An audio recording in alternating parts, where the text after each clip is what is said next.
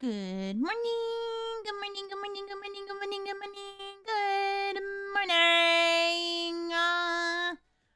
Good morning. Good morning. Good morning. Good morning. Good morning. It's morning. Good morning, everyone. Hello. Hi, Noah. Hi. Hi, Kyrie. Hi, Glitch. Good morning, everybody. It is early. Not really. It's 11. It's not that early, but it feels early to me, okay? Why is the chat not popping up? What? YouTube chat? What's going on? Why is the YouTube chat not working? What is happening? Wait. Test. The YouTube chat's not working. Why? Well, let me refresh this, I guess.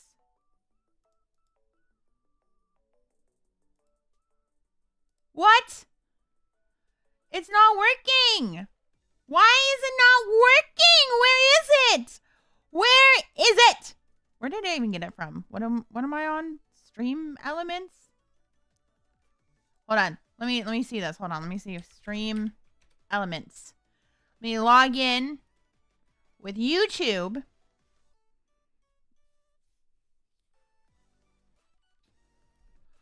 Why is it not working?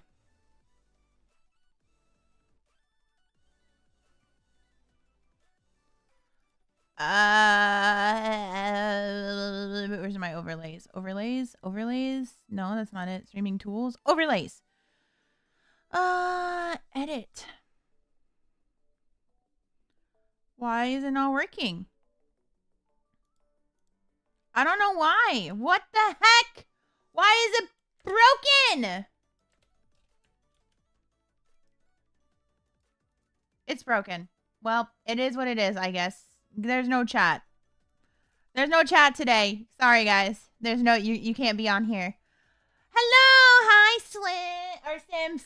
Sim. Hello. I don't know what's going on. It just hates me this morning. I don't know. I woke up this morning. I'm a little sleepy. I'm still sleepy. To be fair, I am still sleepy. I woke up and I was like, I'm so tired. I went to bed not super late. I went to bed at, I think at like 2, and then I woke up at 9. I think. No, let me double check actually. Hold on. My Fitbit tells me when I go to bed. When did I sleep today? Oh, no wonder I'm so tired. I got 4.5 hours of sleep. Wow, no wonder I'm tired. No wonder I'm so sleepy. I don't know. I can't, for the life of me, I cannot sleep very well. Like, I usually get anywhere between like 4 to like 6 hours. And 6 hours is like me actually sleeping. 4 hours is like, yeah. But it's not even like I wake up like I'm not like waking up on purpose. Like, I just wake up and I'm like, I am awake.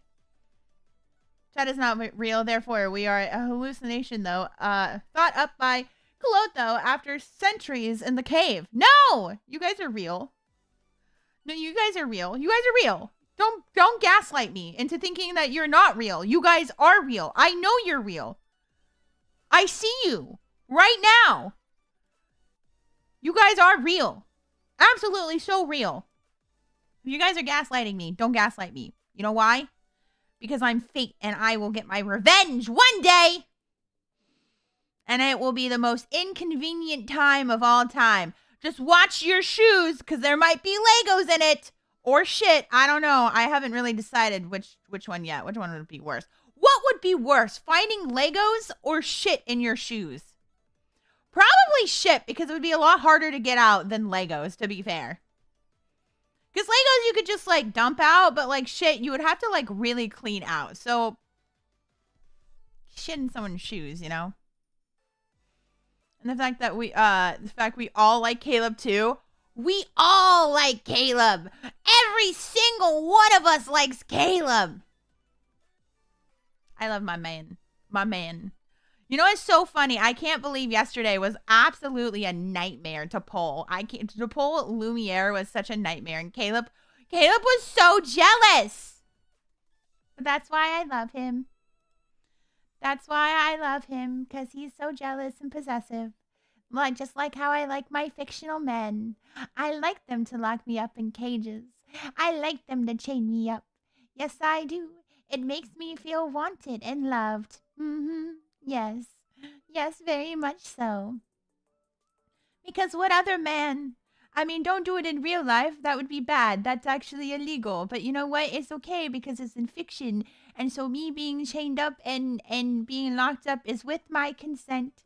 I am consenting to that fictional man doing such things, even though I don't think actually Caleb would do those things. That's a Toma thing.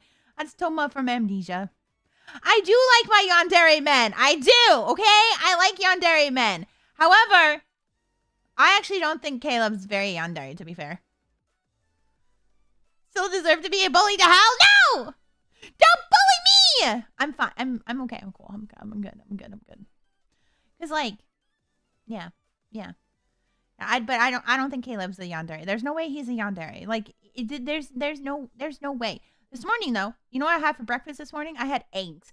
I had 2 hard-boiled eggs and some toast. Because we had hard-boiled eggs from Easter. And so, you know, like we colored them and everything. I didn't color them, actually. I didn't do anything. I'm just here to eat them, okay? I did boil them. I did boil eggs, okay? Hard-boiled eggs. No, I did not burn them this time. I remembered the water. Okay? I didn't realize when they say hard-boiled, they mean like actually boil the eggs.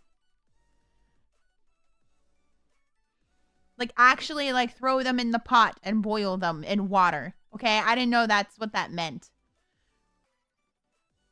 Maybe hard broil eggs, you know, put them in the oven, you know, and broil them.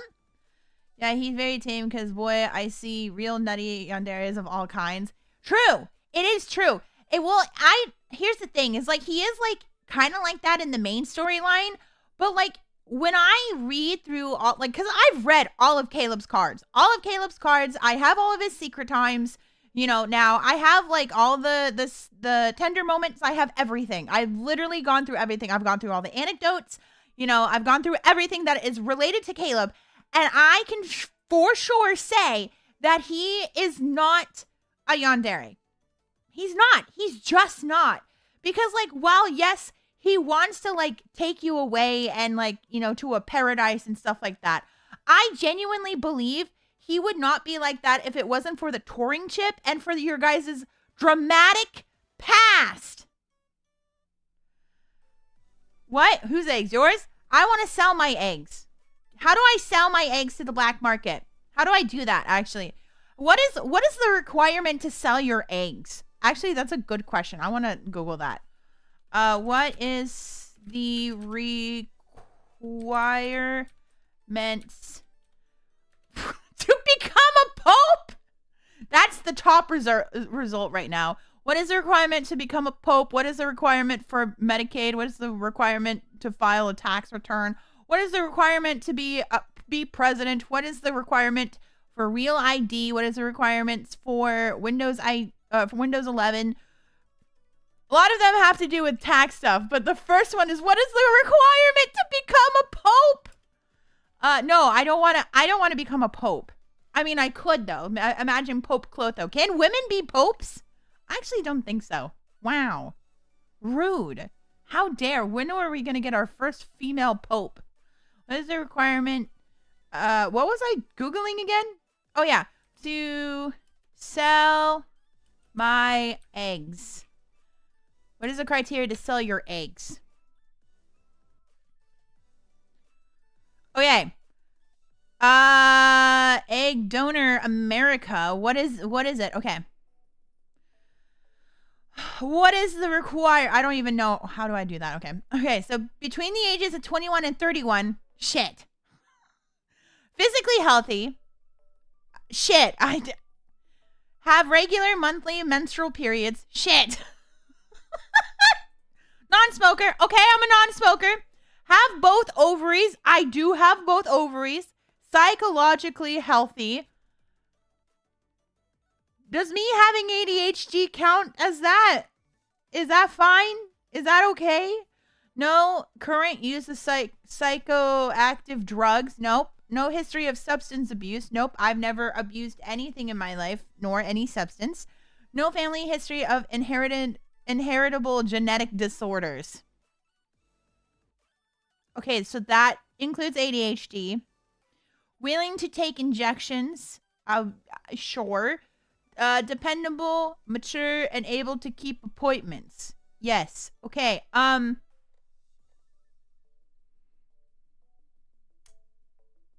So I don't meet most of these criteria.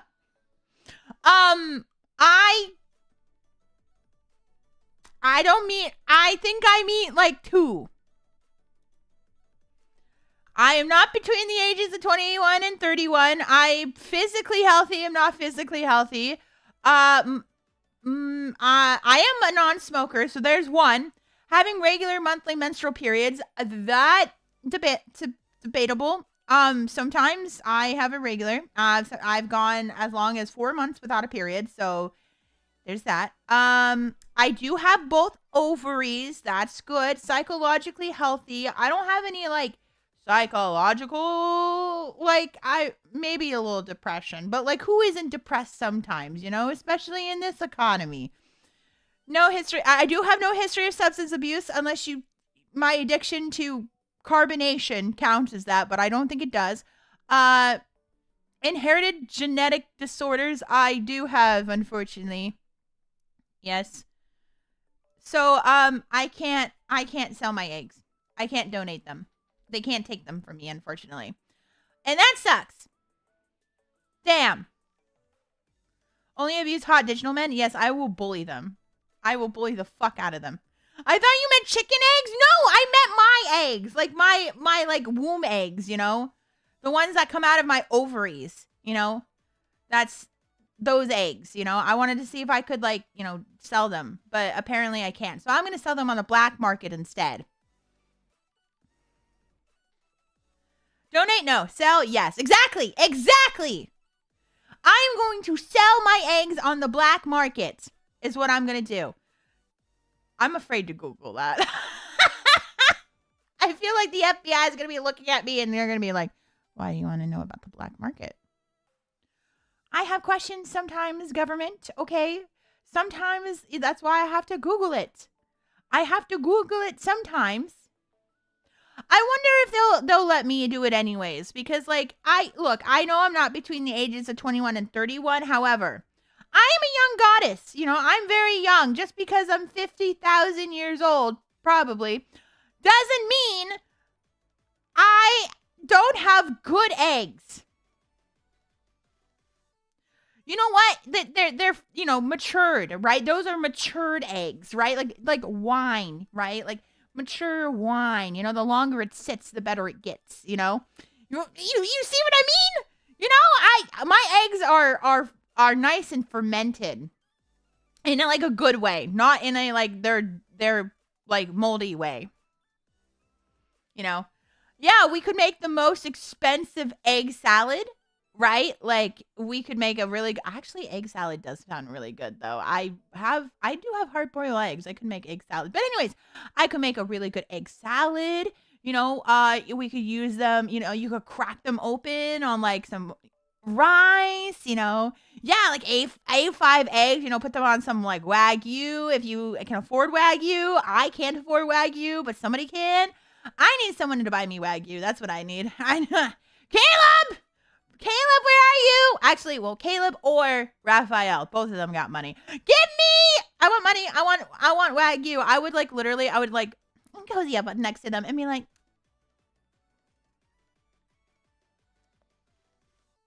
Caleb, can I have some Wagyu beef? Please? Please? Just lie and say you're 26 to the 10th times 4th power years old. So you could say 26. Exactly. I could say 26. I am 26 years old. 26 years old. That's me. Yep. I'm not 50,000 years old. No. Not at all. I'm not that old. Or am I? Or am I that old? I don't know. Maybe I'm not. Maybe I am. Who knows? Who knows how old I actually am? Because I actually don't. I lost count a long time ago. So, I mean, Look, okay, eventually you do lose track on how old you are because, like, time is but a number. Age is but a number, but only good, but age, no. See, that means a different thing as a goddess. It does not mean the same thing for mortals. Age is but a number is a bad thing to say if you're mortal because, like, laws exist in psychology and stuff. However, being 20,000 years old or 50,000 years old, it doesn't matter. It doesn't matter at the end of the day. I'm still a goddess. In your defense, how are you supposed to track the days locked in a cave? That is true. Well, you see, what I used to do is I used to sit there with my stick and I'd be like, okay, there goes the sun. It comes up. Here's another day. Boop. And, like, if you went to the cave that I grew up in, there's a lot of marks everywhere. I marked it everywhere. It's all my territory and I marked it. Every single part of that cave. And it goes pretty deep. I went pretty deep in there. Like, super deep. It's a deep cave and dark. It's very dark in there and wet. Very moist. Caves are kind of moist to begin with, though, to be fair. And dark. And echoey. I used to sit there for hours and just going, hello! Hello! Hello! How are you doing today? I'm doing good. How about you? That's very good to hear. Yep. It was like I was talking to a crowd. I could hear multiple of them.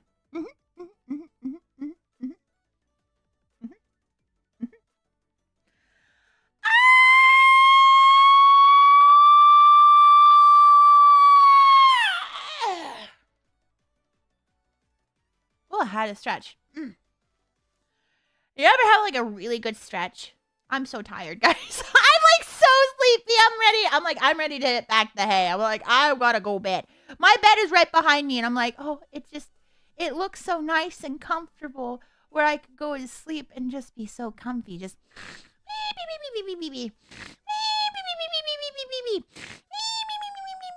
I do talk in my sleep. Also, I've been told I kick in my sleep, too. I'm a kicker. I'm a kicker. Don't get too close to me when I sleep because I'll kick you hard. Actually, you know what's really funny? So Mama Nix told me when I was a mere baby, you know, before I took on my whole role of being a goddess, right? Of being Clotho, right? The goddess, right? You know, back when I was just a little baby goddess, like little like baby, like toddler goddess, okay? I was a menace. I was a huge menace.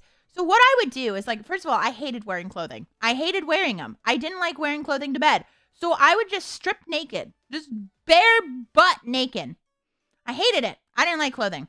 And then what I would do is I would be like, I don't want to be in bed. And so I would get out of my crib and I would just, like, go running down the hallway just bare naked. And I'd be like, yeah! And Nix had a hard time, like, putting me to sleep because, like, I did not like to sleep ever. You know, like I would just go, I'd rather just run around the halls naked than I would like actually sleeping. But I would sleep naked a lot. I might still do. I don't know. Maybe. Clothing is not comfortable when you sleep because this is what happens. Is like your clothing like gets wrapped up around you and stuff and it twists in weird ways and I don't like it. I don't like the feeling of it. So I'm like, I'd rather sleep naked with nothing. Nothing. I also sleep with my grippers out as well too of the blanket because like I feel like it regulates my temperature a lot, you know. It makes it so that way I'm not as hot because I like this. I sweat a lot in my sleep. It gets too hot sometimes. I get too hot. I'm a very warm person. And so like, you know, like I'm not one of those, I'm not like other girls, but I'm not one of those girls where it's like, I'm like freezing in like, you know, 90-degree weather. I'm like, literally hot all the time, like too hot all the time. Even if it's like 60 degrees, like I'm like, oh yeah, it's 30 degrees outside. Let me open my window so that way my room can be just the same temperature as it is outside. I live in the cold. I love the cold. I am hot-blooded. Hot-blooded. All right. I think it's about time we start Lumiere's myth, which I'm excited for because I don't know anything about Lumiere. Like, I don't know anything about this myth. Like, I'm going in, because with God of Tides, I knew stuff about God of Tides, but I don't know anything about Lumiere. The only thing I know about Lumiere is that Lumiere saved MC when she was a kid, and she's like been in love with Lumiere for a very long time, and that Xavier is jealous of Lumiere. That's it. That's all I know. I know nothing else. Okay, let's open it up. Baby!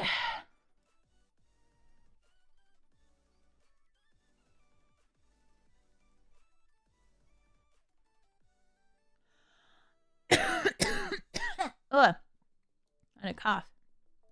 The cold is the best. It's true. I enjoyed the cold. The cold never bothered me anyways.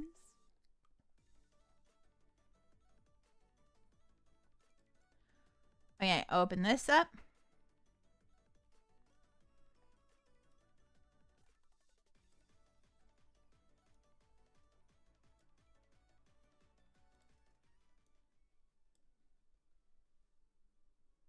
Oh, why am I? Wait, I can fix this. All right. I got this really pretty background for Xavier. Look how pretty it is. It's very like whimsical, and I was like, "Oh, this will be nice." Even though for whatever reason the chat's not working. I really hate that it's not working. Like, it actually bothers me that it's not working.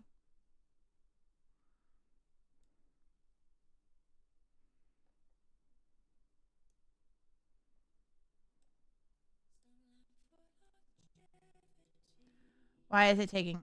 What's going on?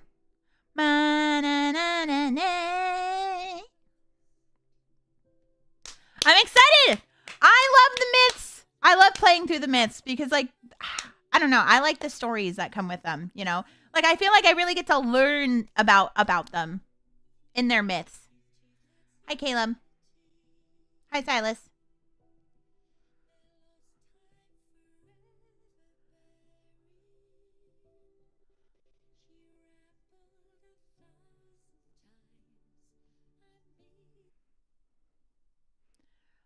It takes 10,000 years, but we will get there. We will get there eventually, guys.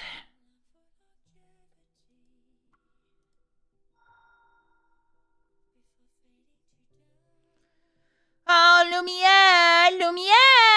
Lumiere! It's time, Lumiere. It's time for us to dance. Lumiere! Lumiere!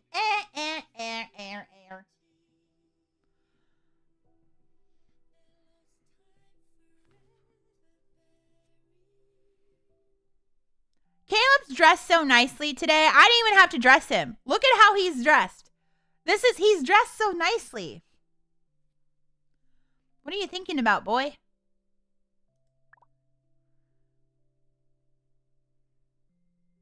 Look at how nicely he's dressed. Woo! Wow, wow, wow, wow, wow. You're looking good. Looking good, boy. Your touch always seems to calm the storm that's brewing inside me. Yeah. Mm-hmm. Good. As it should. Okay.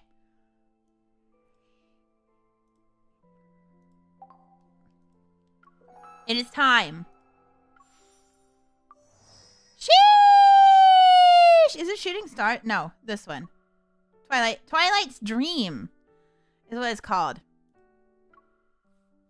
Which I have all the shards for it. I do, so we're good. I don't have to level anything up, because the good thing about buying a bunch of stuff for pulling is that you buy also a lot of supplies, so that makes it so you could just open them. All I'm saying is I would weather Caleb's storm any day. Hell yeah! I mean, he wants this cookie, and him and I we could bake a whole batch if we wanted to. All right, let's get started on Lumiere. there! The fluctuations caused by the recent abnormal particle event at the Deepspace tunnel's entrance have reached a level never seen before in history. Oh. Wait. Interesting, okay. Meanwhile, the metaflux index in various parts of Lincoln City continues to rise. Several Wanderer attacks have already been reported today. Ooh, that's not good. Experts are still debating whether this burst of metaflux is caused by the particle event. Particle event. What's the particle event? Is that what happened? Is that the thing that happened with MC? Is that the thing that happened with MC? I don't remember. I don't remember that beginning of part of the story, so. Oh! Alright, well, rip Caleb, I guess. He was somewhere close. Every time I hear an explosion, it feels like PTSD kicking in. Caleb always exploding! What happened? Who was it? Who did it this time?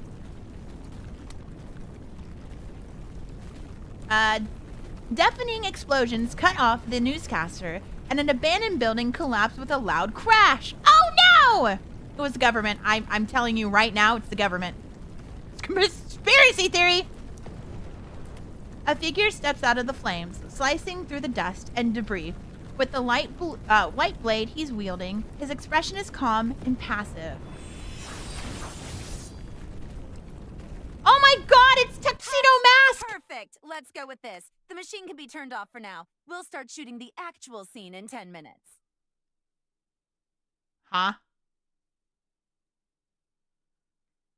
What? Huh?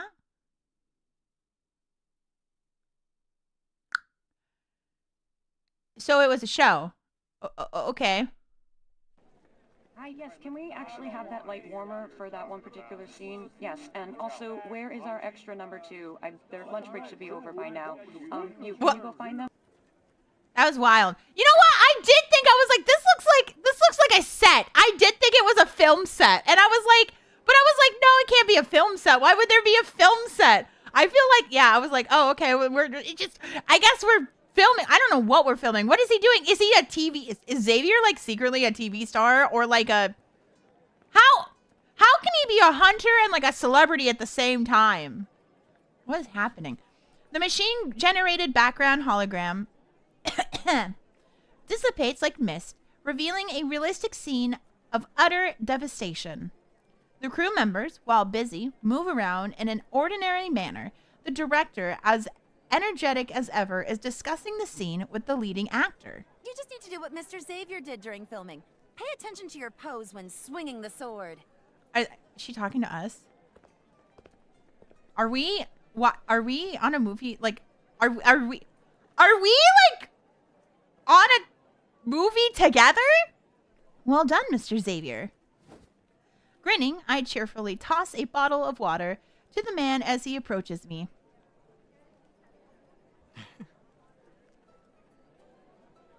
That scene was so cool. I bet it will be even more thrilling when we see it in theaters. I'm so confused. Aren't you sick of it? You watched it countless times already on set. I'm actually planning on seeing the scene multiple times once it's out. Don't you want to watch the movie you're contributed to on the big screen? Not really. Why? It's really cool. Why don't give me that expression. There are so many hunters in the association. Why did they choose me as the consultant? I don't know, because you're like probably handsome. You're a very handsome dude. You are. You're very handsome, very pretty, right? And of course, like being on set, you know, like you look like you could be in a movie. Because you're the only hunter who's extremely skilled and most readily available. Says who? I have lots of things to do. Yeah? Like what? Sleep? What do you got to do? Explain yourself. Like? Protecting the shrub on my balcony. Puffball has been using it as a trampoline. It's about to die. Okay, all right.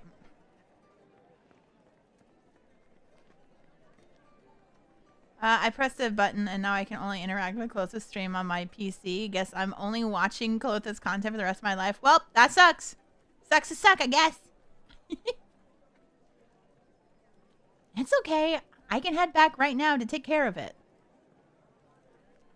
You can't. You need to stay here. Why? Why? You got something in your apartment you don't want me to see? Why? You're the consultant, not me. Aren't we partners? Shouldn't we work and move together as one? Yeah, but like we could like yeah. Okay, you got me. With an honest gaze, he reaches out and blocks my phone camera's lens. You've been taking pictures nonstop. What for? Probably because you look so cool. You rarely get to wear clothes of a different style. It'd be a waste not to take a bunch of pictures as mementos, right? I dodge his hand and rapidly press the shutter button multiple times. Beep, beep, beep, beep, beep. This would be me, though. This would be me. If I ever caught Caleb or Raphael in, like, a really nice outfit, like, you know, in person or, like, cosplaying or something, I would take so many photos. I would be annoying. I'd be like...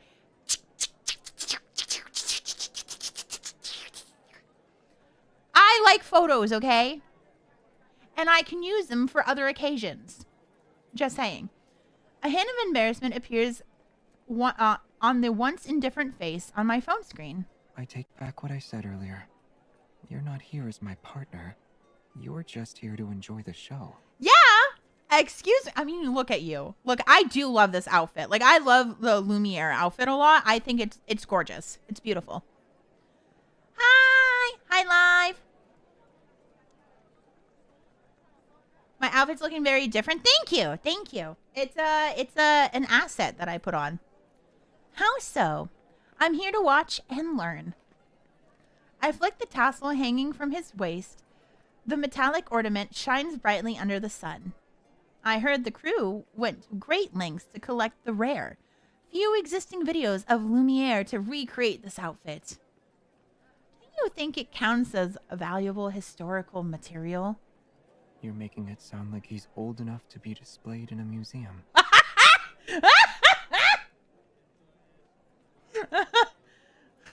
You're quite enthusiastic when it comes to this topic, huh? Of course. I glance at the set in the distance. The sight of the ruins instantly triggers certain scenes in my memory.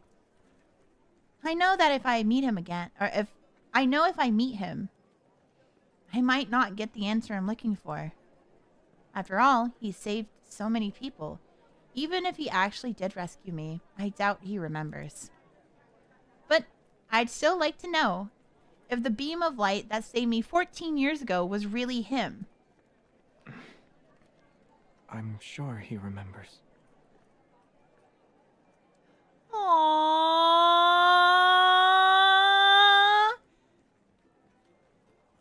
Wait, how old were we 14 years ago?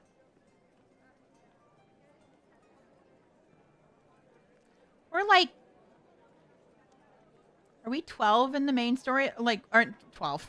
I mean, aren't we like 22, 23, 24? I think we're either like 22 or 23. Maybe 24.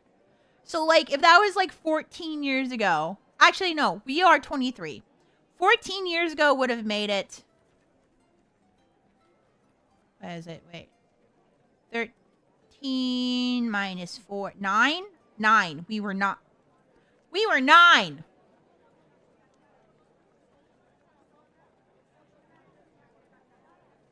I couldn't. Okay. I know he's like hundreds of years old. But I could not imagine meeting the love of my life and seeing her back at 9 years old. I couldn't imagine it.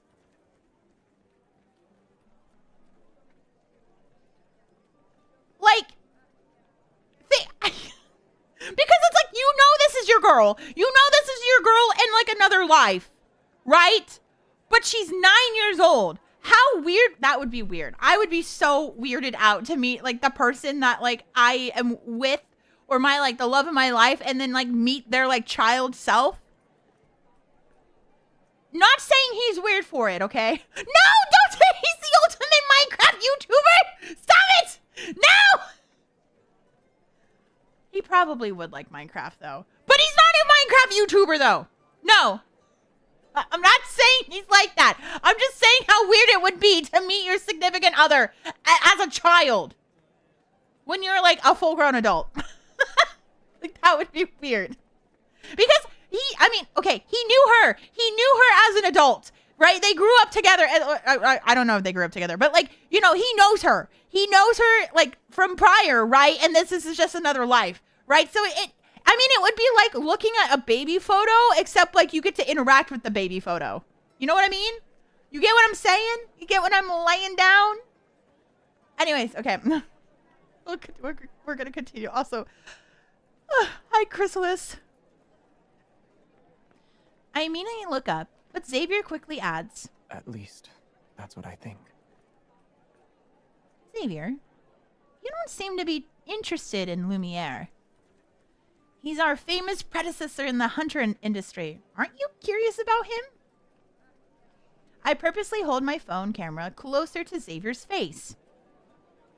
Was the Lumiere from 14 years ago wearing the same clothes as you, saving Lincoln's citizens one by one?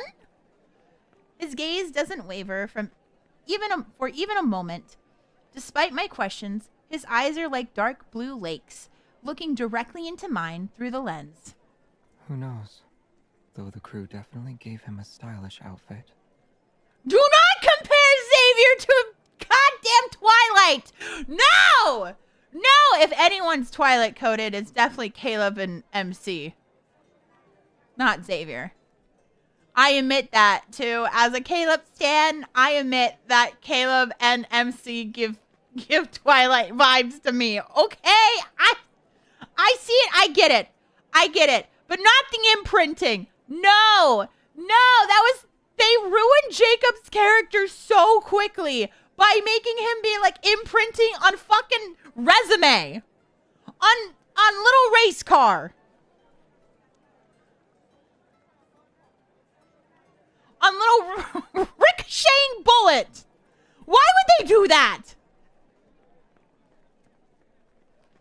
I hated that. I really hate that. But it was Nessie. It was always Nessie. You named my daughter after the Loch Ness Monster? Oh my god. I cry. Anyways. Is that all you have to say? On my phone screen, Xavier lowers his gaze as if I'm deep in contemplation. I This can't even fabric speak. is made from a special material. It should be fine if someone wore it into battle.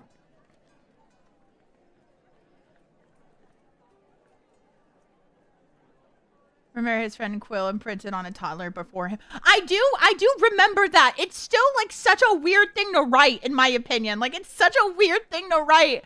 Stephanie Meyer, why did you write it that way? Xavier is hot. I do agree. Is this guy pretending to be clueless, or is he actually clueless? Mr. Xavier? A staff member rushes over. There goes my chance to ask more questions. Mr. Xavier, the assistant director would like for you to come up with a cool entrance pose for the leading actor's next scene. Ooh. We'd like you to enter by dropping down from the sky in an amazing and awe-inspiring way. Can you do it? Yeah. Get the wires ready then. Xavier really is cloud coded to me. Like, Xavier and Cloud just remind me so much of each other. Because like I'm getting flashbacks to the one scene in Remake where he's like at the, like, he has to like dress up as a woman, and like he's like the whole performance and everything. You know what I'm talking about, right? You guys remember that if you played Final Fantasy VII Remake. It's giving that.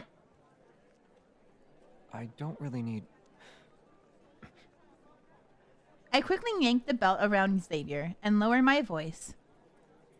You're not planning on zipping through the air in front of all these people, are you? You'll end up scaring them. Xavier unconsciously drops his voice half an octave as he quickly corrects himself. I mean, sure. Thank you.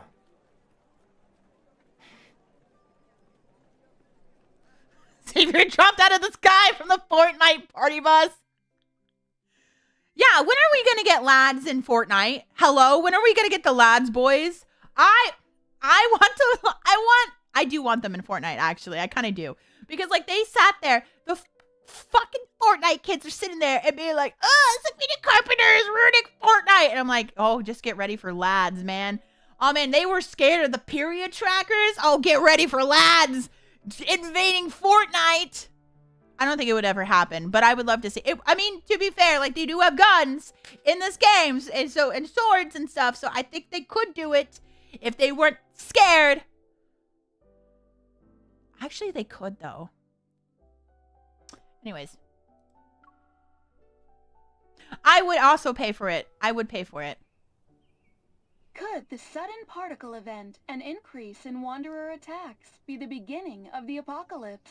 Okay, all right, Miss Conspiracy Theorist. Get out of here. Let's hear what the civilians have to say. I just quit my job. Gotta have a blast before Doomsday takes us. We at BioSun Pharmaceuticals have started an internal charity fund. We'll build 7 aid stations to... Man, it's like Doomsday Preppers. What? An apocalypse? Bring it on. I've lived long enough. Same, old lady, same! She gets it. She gets it. We've lived long enough. She gets it. Same, lady, same! I like her. I'm not scared. Lumiere will save us. He'll swoosh in, swoosh, and swoosh, and...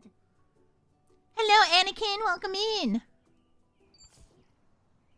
Xavier waves his hand twice, cutting off the noisy news program and switching to some soothing, gentle music.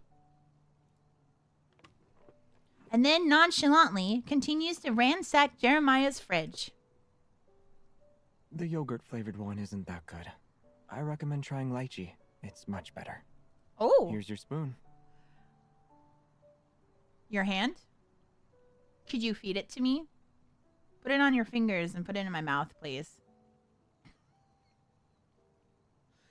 I think that would be nice, you know. I just off your fingers. But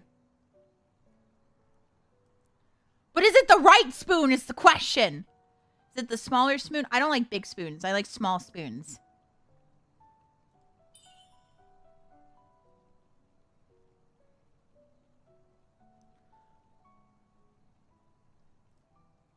With a darkened expression, Jeremiah watches as he stands nearby. Oh, Jeremiah is watching? Oh, I mean, he can watch. Like, he can watch. He can watch. Hello? I'm right here.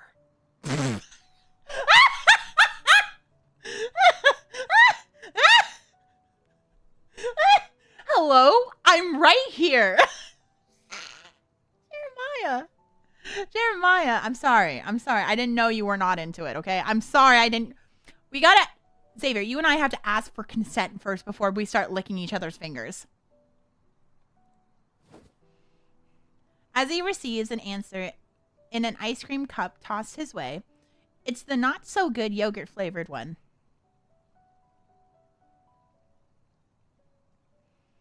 Here, photos of the leading actor signed by the man himself. You won't find them anywhere else. After leaving the set, I remember my promise to bring Jeremiah some autographed photos of the leading actor, so Xavier and I could detour and visit Philo. Clipping on YouTube is much more user-friendly than Twitch. Oh, I didn't know that. Jeremiah takes the envelope containing the photos and starts looking through them excitingly.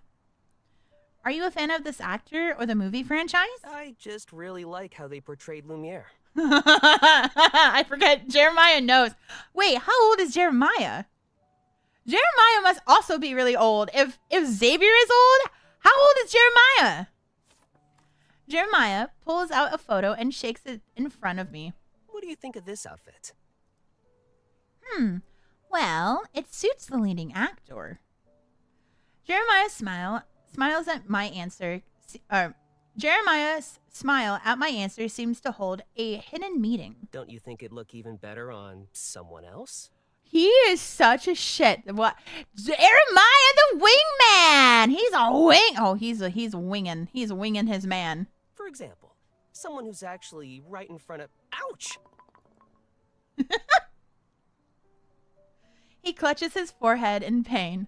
and I notice Xavier is no longer holding his ice cream cup. Sorry, my hand slipped. Who were you referring to? The one who'd look better in those clothes? Zoro. Who's Zoro? Zoro? From One Piece.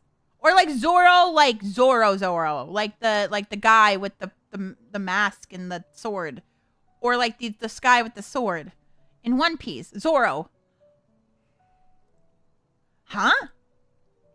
One of Jeremiah's hobbies is reading novels about knights and phantom thieves. Okay, so Zoro not from One Piece.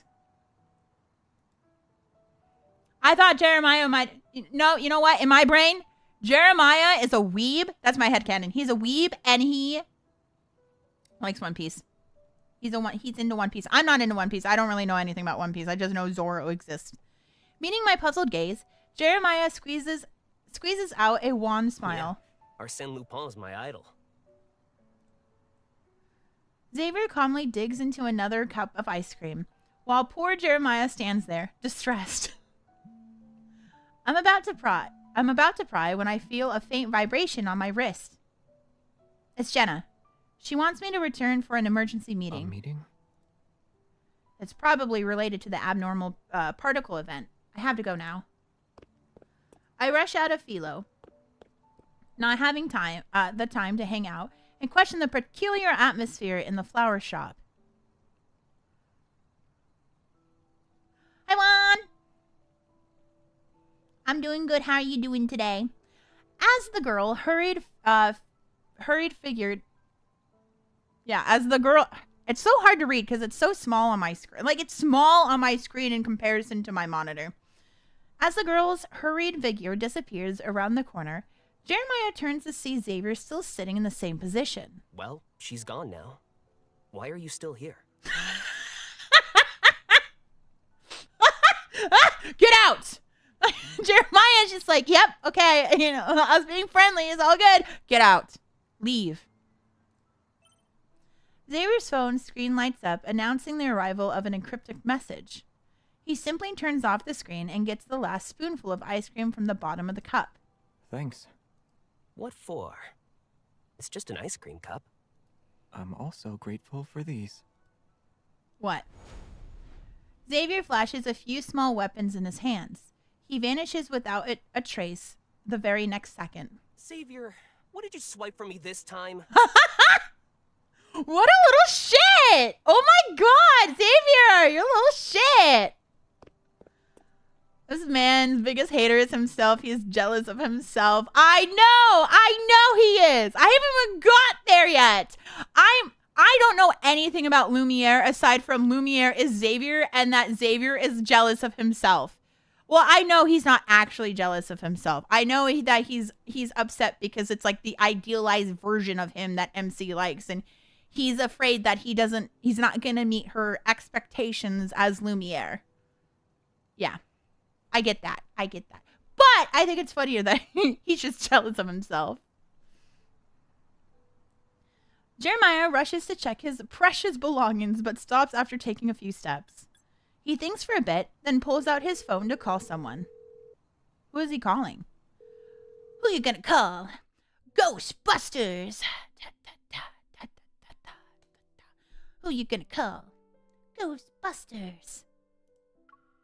He's calling his mom. Or me. After 2 consecutive days of heavy rain, today is also a rainy day.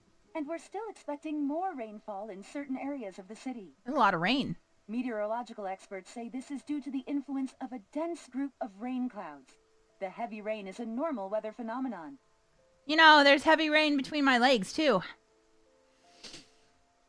Most of the time when I play this game. We urge everyone not to panic. Oh, I'm definitely not panicking about the rain between my legs. If anything, it's definitely not panic. As if startled by the thunder, the phone signal stutters for a second or two before continuing to load an endless number of posts. Even with experts taking turns assuring civilians that everything is fine, the continuous rainfall and rampant paging wanderers still continue to spread of unease. Shooting a movie about the apocalypse, and now an actual apocalypse is coming. Did we jinx it? If only Lumiere could appear like he does in the movies.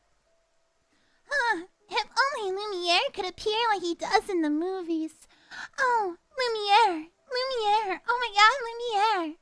Oh my god! Lumiere, please come between my legs. Oh. Stop daydreaming. The director said we gotta take advantage of the heavy rain today to finish shooting all the rain scenes. Hearing the chatter of the crew outside the door, I glance at the raindrops pitter-pattering against the window. Xavier has gone to the film set, insisting I didn't need to get soaked with him. I was left behind in the lounge. With nothing to do, I pull up the data on my watch and go through it while remembering what Jenna said during the meeting. We need to prevent the Wanderers from attacking. The next few days will be tough for everyone. Jenna! Jenna! Oh, I miss you. I love you, Jenna. Look at her. Oh! I love her! Okay. Alpha Team will be divided into 7 groups, each responsible for a different area. You should be prepared at the first sign of trouble. Allow me to announce your partners for this mission. I was assigned to group... Not 4. Group 4. Yes, Group 4. And soon received notification of new access and a request to receive data on my phone. The other groups were gradually assigned as well, until there was just one last person left on the list. Group 7. Xavier. Oh, so he really is just Cloud. See, 7? Xavier, 7? Final Fantasy 7? Cloud? 7? Xavier? You see? The only person not present, Xavier, will be in his own group. It's true Xavier seems to take even the strangest missions without most protest, but still. Ooh. Do they want Xavier to act alone because he has to juggle filming at the same time? Or could it be he's been assigned a separate mission? After thinking it over, I realized the later possibility seems more likely, but given his personality, I doubt I'd get anything out of him even if I asked. Xavier? Is it? It is. Soaked to the bone, Xavier trudges in and is followed by a single clap of thunder. The ceiling light flickers when he enters, as if from a horror movie. I can't help but giggle, completely ruining the ominous atmosphere. Hey, do you remember that stray kitten in our neighborhood? The one that looked like a wet mop. Are we about to call this boy a wet mop? The only kitten I remember is the smug-looking one who always seemed to be smirking. Too drenched to even be annoyed at my comment, Xavier grabs a towel and wipes his face. That won't make you any less wet. I'm going back into the rain anyway. Should I even bother? That's true. You know, if you're already wet, you know, you can help me also, you know, like if you're already wet, you know, you might as well just cozy your way down between thy legs, you know. I already said that it was raining there too, so you wouldn't get more wet. You would just stay wet. We'd be wet together. Yep. We're embracing a nice big hug of wetness. Because you're soaked from being outside. And you're going to get me soaked from you being wet. You know? You get it? You see? We're just going to hug. It's going to be a nice, wet hug. Let's worry about the latter. You'll catch a cold.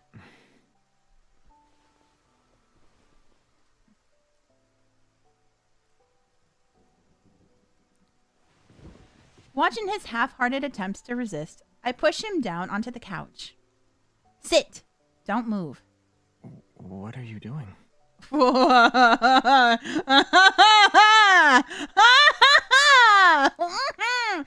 I was joking, but we don't have to joke though. I mean, we could make it serious. It doesn't have to be jokes. We don't always have to be joking. We could be serious for once.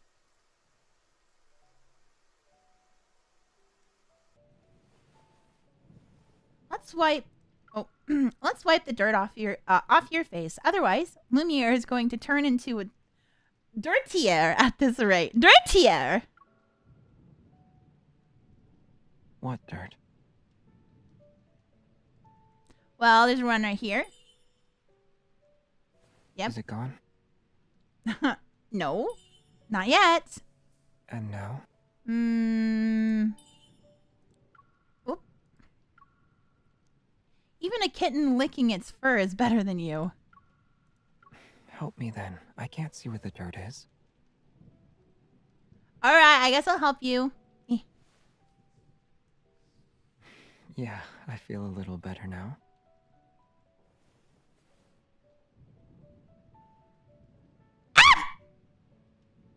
Huh. Okay, how about right here on your nose? Excuse me. Why do I feel like there isn't any dirt? There is dirt. I would never lie to you. What about here?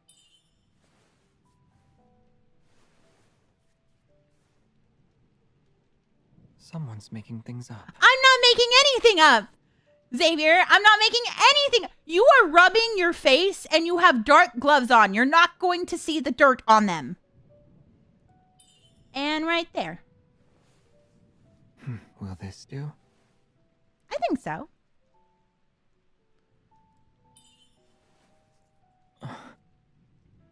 Oh, wait, did this ears get red? It tickles. Yeah, it I'm does. not used to wearing this. I feel like you're lying, Xavier. You're lying. You're not used to wearing it. No, you just have sensitive ears, and I know this because I've seen your horror behavior in other cards. I've seen it. How many times have we touched your ear in other cards? I'm looking at you, Misty Invasion.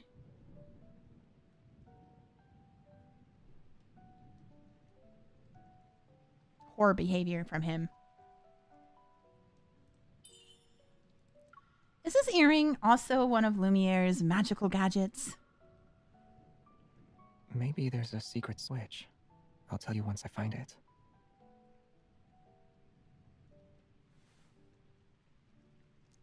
Grab the mask. Come here. You. What? Why don't we take this opportunity to see how it looks on you? I've never seen you wear this mask before. No thanks. Why?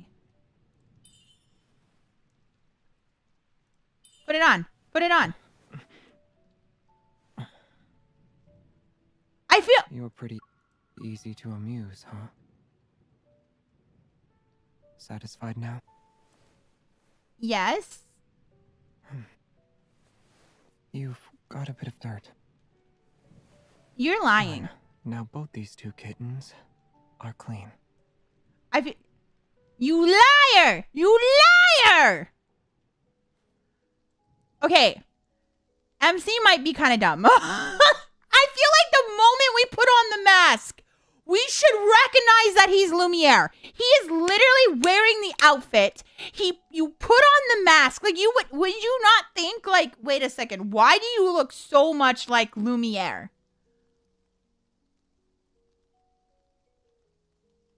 Like, I feel like... Did he just call us kittens? Yes, he did just call us kittens. Like Silas. He's just like Silas.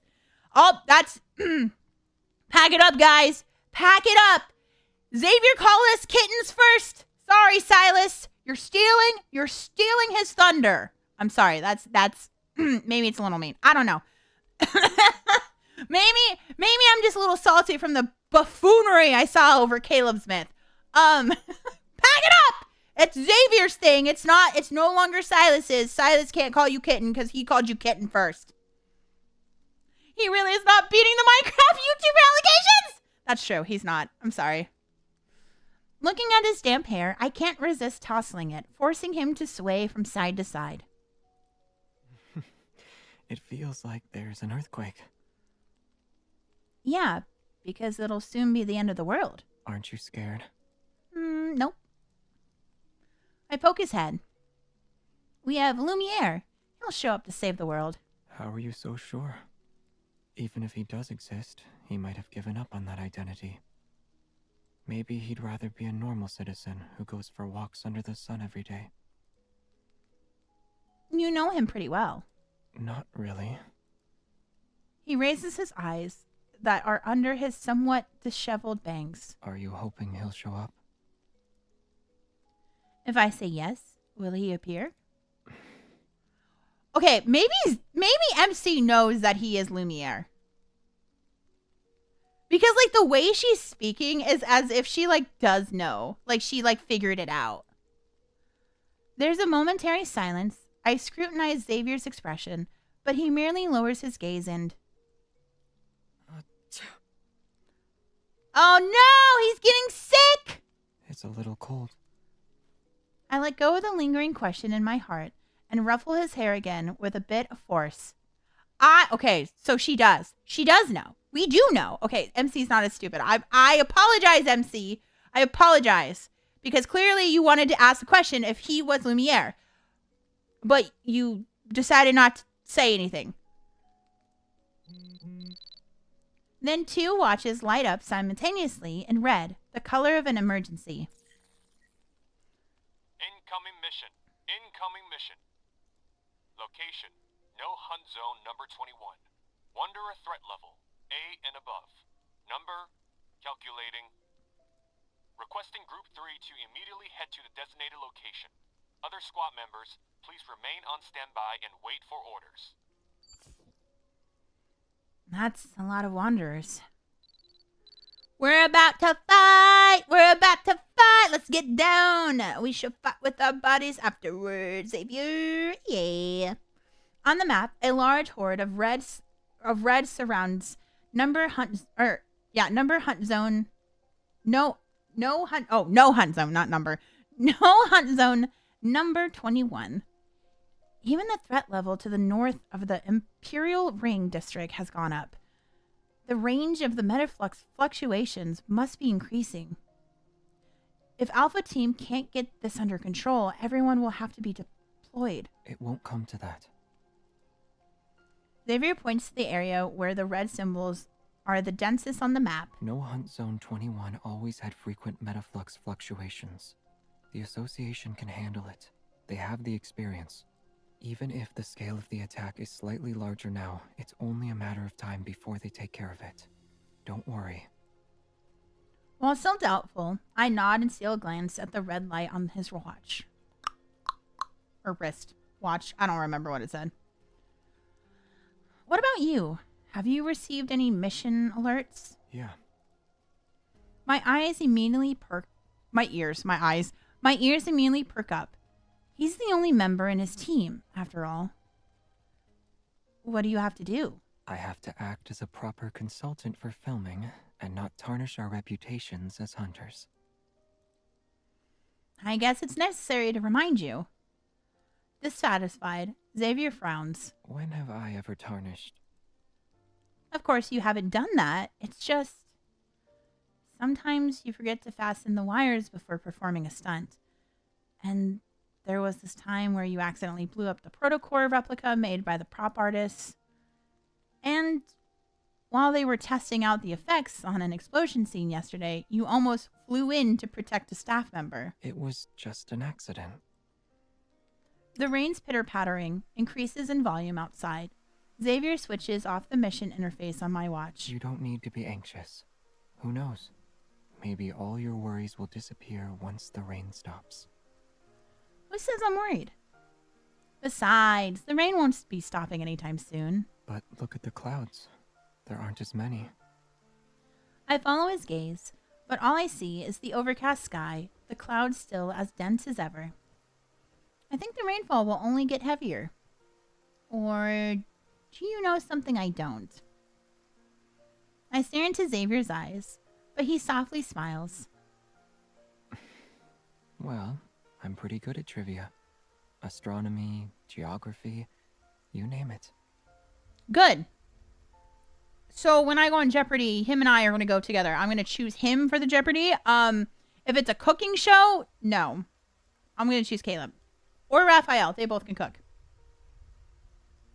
Stop changing the subject. I pretend to pinch his wrist in annoyance, yet quickly let go when I hear a faint but sharp inhale. I'm sorry. Did it hurt? It's fine. Guilty, I avert my gaze. Raindrops continue to slide down the window pane in tiny rivulets, blurring the lights outside. Amidst the heavy rain, I swallow the words on the tip of my tongue. And in the somewhat dim room, he reaches out and gently holds my wrists. That's how we spend the afternoon on the brink of the apocalypse, gazing outside the window in comfortable silence as heavy rain darkens frosty daylight.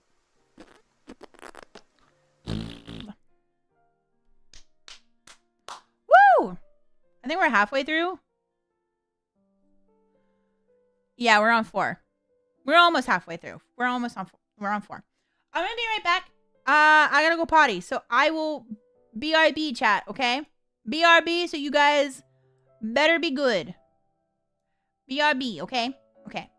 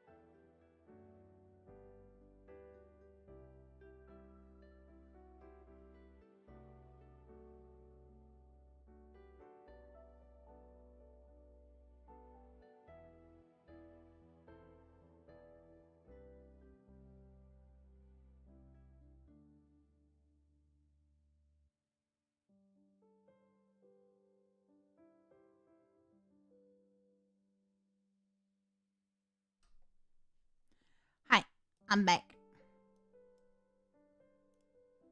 Oh, that's not what I wanted. This is what I wanted. There we go. There we go. Okay. Whew. I'm good. I'm good. I was not thirsting. I was totally fine. I report to HQ the following day, expecting to receive orders regarding our mission. Instead, all I get is a message from the film crew. Xavier is missing. He didn't show up on the set, and there was no sign of him at home either. All they found was Puffball happily bouncing on its little shrub. Since then, I've never received a Wanderer alert on my watch again. Just like Xavier predicted, the dark clouds gradually disappeared, and the heavy rain slowly became a gentle drizzle until it ceased completely. Breathtaking evening clouds replaced them. Hi, Blake! Dusk falls, accompanied by millions of glittering lights, creating a spectacular meteor shower. Long streaks reminiscent of contrails are etched across the sky. Meanwhile, the newest updates are being broadcast repeatedly on the massive screen in the heart of Azure Square. The previously rampant wanderers have disappeared overnight, leaving behind only some suspicious protocols. My colleagues retrieve them one after another. At the same time, the intense particle event gradually weakens as well. The doomsday panic, which overtook the city like an inflating balloon, shatters silently as if pierced by a pin. Have I eaten today? I had a hard-boiled egg. That's all I've eaten today. As sunlight once again climbs the treetops, Xavier nonchalantly reappears on the film set, flashing me his usual gentle smile and talking to people. It was as if if his 2-day disappearance was a fleeting illusion, but I'm certain something must have happened. So he just disappeared and then came back and he was like, yep, nothing happened. It is clear the so-called particle event was just a normal astronomical phenomenon and not a hazard of any sort. Trey can't do anything. He can't make me do anything. However, it's obvious the recent hordes of wanderers appeared during this particle event. Hi, Talia. We can't say for sure that this is purely a coincidence or a natural occurrence. Then if it's not natural, how do you explain its sudden appearance and disappearance? The spotlight turns on, illuminating the busy, tense scene on set. The crew members shuttle between abandoned buildings, carrying props and setting up machines in preparation for the movie's climax. How does the story make me feel so far?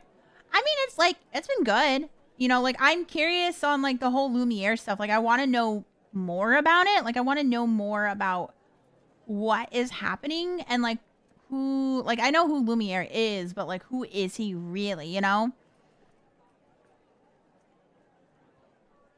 Yeah, don't boost his ego. Trey is not king. I am. It's going to be the most exciting part of the entire film. Amidst shocking explosions, Lumiere will take on hundreds of enemies on his own. He'll send the Wanderers to a fiery grave.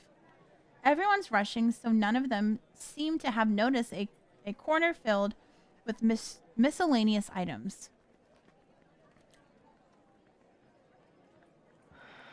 Oh, he's sleepy. Oh, he's asleep. Xavier is resting against a few prop boxes, dim specks of light floating near to him. I squat down and poke him gently. Xavier, wake up. I call out to him again, twice even, but he's fast asleep. He doesn't react. This is already the 5th time he's napped to recharge today, but judging from what I've seen, it's better to say that he fainted. He furrows his brow in discomfort, and his head moves sideways. Xavier? Wake up! Wake up! Wake up! Suddenly, I can no longer sense his presence, or feel a pulse on his neck. Concerned, I quickly activate the watch on his wrist. At what feels like an eternity, a blue light finally illuminates the screen on the vital sign monitor, indicating that everything is fine. You almost scared me. Huh? A hand suddenly grabs my arm. I lift my eyes to meet Xavier's tired gaze. He like died there for a second. He fell asleep and his heart basically stopped. Did I read that right? You were nodding off too? I'm also tired, I'm not gonna lie. Like I said, I only got 4 hours of sleep last night. So, you know what? Here's the thing. Is like Xavier might not be my favorite, but the one thing I think Xavier and I would get along with is our love for napping. I love napping. I love sleeping. We would nap together all the time. That would be like our thing. That's like our pastime. It's like, what do you guys like to do? Nap? Really? Yeah. I do nap a lot, actually. And I think it's because like my heart like makes me fatigued a lot. So I do nap a lot.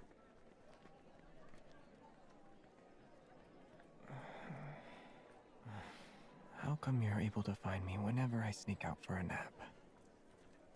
It's because your hide and seek skills are terrible. He chuckles, finds another comfortable spot to rest his head, and is about to close his eyes again. You don't need to stay here and push yourself. Go home and rest. I'm fine. I'm just really sleepy today. Liar. It's only human to feel tired at times. He leans to the side and asks in a sincere tone. It's really comfy here. Do you want to take a nap with me? Yes, actually. I would love a nap. I actually would really love a nap right now, Xavier. I could just imagine. Oh, we're just napping together, just all cozy and stuff. I really want to take a nap. No, I don't. MC! MC! He asked if we want to take a nap together, and you say no? You say no to that face? To that face? I grab his hand. You shouldn't sleep here at the very least. You'll get sick. I can bring you to the lounge. Explosions! Oh, I don't think that was supposed to happen, now was it? Suddenly, the sound of an explosion rings out. A shockwave carrying dust and debris sweeps through, instantly engulfing everyone. Xavier reacts immediately by throwing himself over me and creating a huge light shield, blocking the incoming flames and dust. Who triggered the explosion switch? We haven't started shooting yet. I don't think that was planned. It wasn't us, Director. There are still people in the factory. Who would even dare to touch the switch? Is anyone still inside? Hurry and get them out. Where are the water cannons? My ears are still buzzing as a troubling possibility flashes across my mind. Beep. Right on cue. My watch loudly sounds the alarm, and I hear the roars of wanderers from the flames. At that moment, Xavier vanishes, and a beam of light with as much force as a rainbow piercing through sunshine cuts through the collapsed, burning factory. In a blink of an eye, he leaps out of the raging fire, his sword still coated in metaflux that has yet to dissipate. But before I can breathe a sigh of relief, the neighboring area immediately lights up with a warning. Threat levels are at least A. I have to go. Stay here. I'll be right back. Xavier pushes down my shoulder, and a red light around his neck is quickly concealed by his collar. No, Xavier, you... But his figure has already dissolved into a fiery-like speck of light, fading into the evening breeze. Shit, man! Shit! Things are getting intense! Where'd he go? Why does no one let us fucking fight? We're a hunter too! God damn!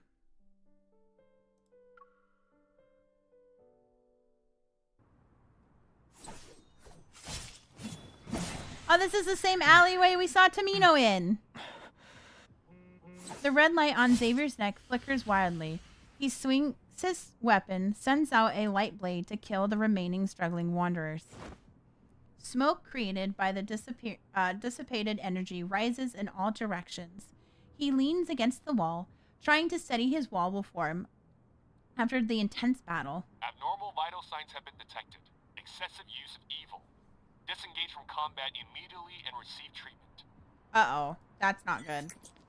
Xavier turns off the annoying warning on his watch and lifts his gaze to the entrance of the alleyway, where several shadows are closing in on him. Hello, Xavier.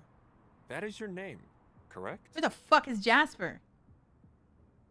What is this, Twilight? We literally were talking about Twilight earlier.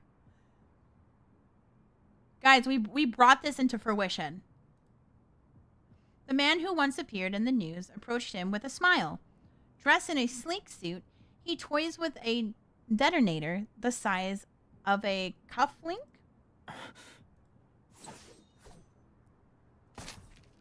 Click. A beam of light pierces through the detonator, shattering it into several pieces. There's no need to get all riled up, Mr. Xavier. We aren't your enemy. While you've caused some slight problems, I believe it's all just a misunderstanding. And since we happen to meet each other, would you be so kind as to accompany us for a walk? I don't trust you. I don't trust you, Jasper. I don't trust you at all. You come in here and with a detonator and you're like, I just want to chat. I just want to have a conversation. We just, I didn't want to like make you explode or anything, but like let's talk. You and me, let's talk. Even though his words are polite, a few menacing henchmen step out from behind him and surround Xavier. I don't think refusing is even an option. How so? If you're unwilling, we won't force you. But your current circumstances are far from ideal. It wouldn't be good to drag it out, right? Everyone? The man nods to his henchman, his expression concerned and his tone icy. Show Mr. Xavier a good time. Yes, sir. I'm getting flashbacks to dramatical murder. Xavier, get out of there! Get out of there! That's like the vibe it's giving me, and I don't like it. I don't like this at all.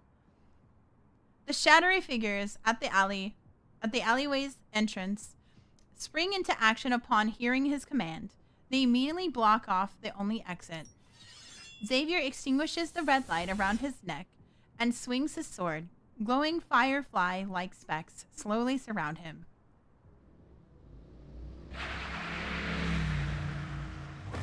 Suddenly, a bright light pierces through the dark alley. Several figures are sent flying as a majestic 270 HM charges straight towards them. Is it us? He reaches out to the light and immediately a hand grabs him and pulls. It's us, isn't it? Is it us? Sit tight. Yeah! Yeah! Us and our motorcycle. Let's go! I think we're on a motorcycle. I don't know. They didn't say motorcycle. They're like, here's the type of like whatever we're riding. And I think it's a motorcycle. I don't know. I don't have a driver's license. The alleyway twists and turns into the darkness. I grip the handlebars. Okay, yes, it is. It is a motorcycle. Tightly and step on the gas, trying to shake off the pursuers. Take a left at the next intersection. There's a factory. Go through the back door. I do as he says. When we zoom out of the factory, I hear the heavy crash of steel gate falling. It blocks out the frantic shouts behind it. Done. He reaches out and highlights a spot on the map provided by AR navigation. Head to this location. Xavier, who were those people? Why were they trying to start something with you? How did you know I was here? Answer my question first. Answer it! Answer my question first and I'll tell you. He leans on my shoulder, letting out a sigh that could be interpreted as either resignation or exhaustion. They're probably the people behind the recent Wanderer attacks. I'm taken aback. So the Metaflux explosion earlier, that was also their doing? Yeah, your turn. I'm confused for a moment before I realize we're taking turns in answering questions. I put an invisible transmitter on you. What? What? Oh, we put it. Oh, you know what? It's probably on his. Is it in his earring? Is it in his, like, when we like put our hand like to his ear? Is it in his earring? Where did we put it? Or maybe when he was asleep? When? Back in the lounge when I pinched you, I was pretending to be mad. I answered in my mind. Oh, so it was back. Okay, it was in that interaction. Damn, we put a tracker on him. Everyone wants to be like, oh my God, the boys are so crazy. The boys are so crazy. MC just admitted to putting a tracker on Xavier. Insane work. That was your second question, by the way. On the day I brought Jeremiah the autographed photos, I received his call when I stepped out of the flower shop. I was extra vigilant thanks to his warning, but I didn't expect saving you so soon, though.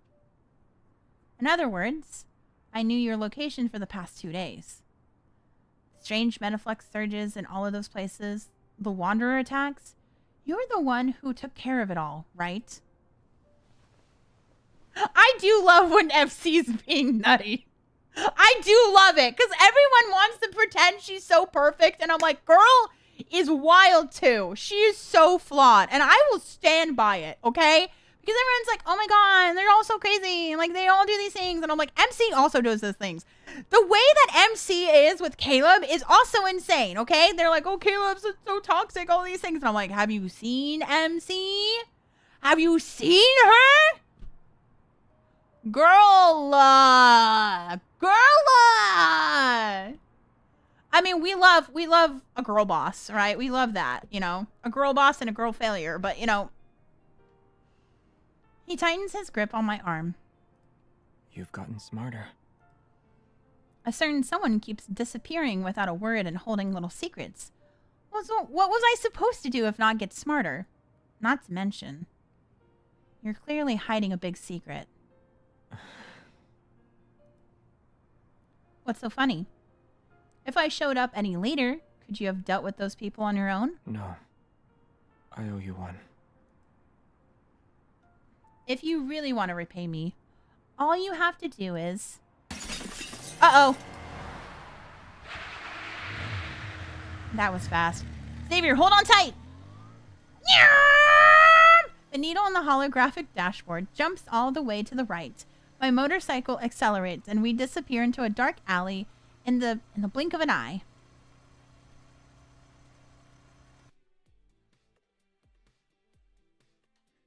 She keeps alluding that she wants to ask him if he's Lumiere. Like, I can feel it in my bones.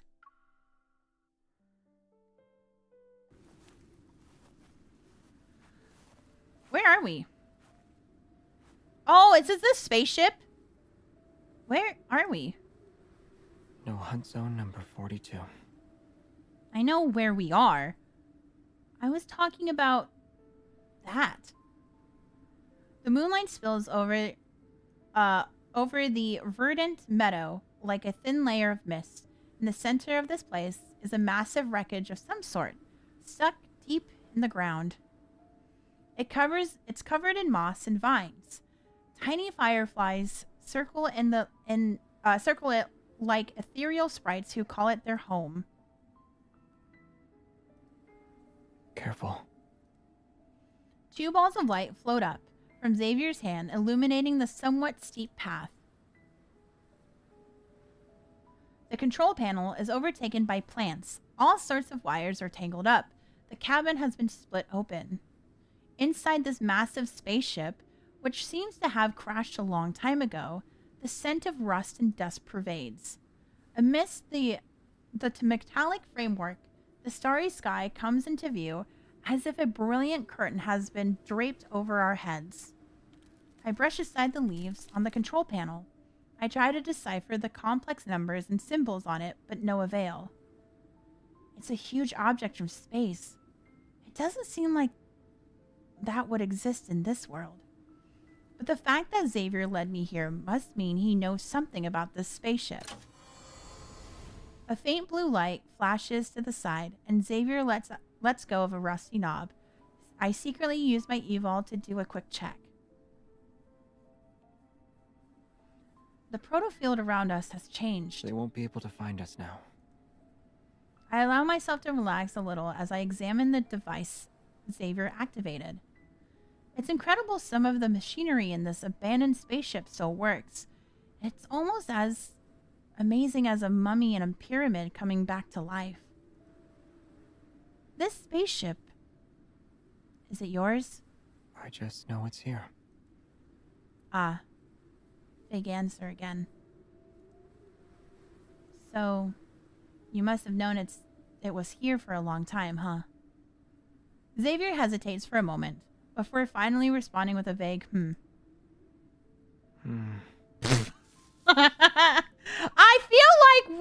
I feel like we didn't need to explain that. He can just go, What's that noise? It's probably just a small nocturnal animal. Don't...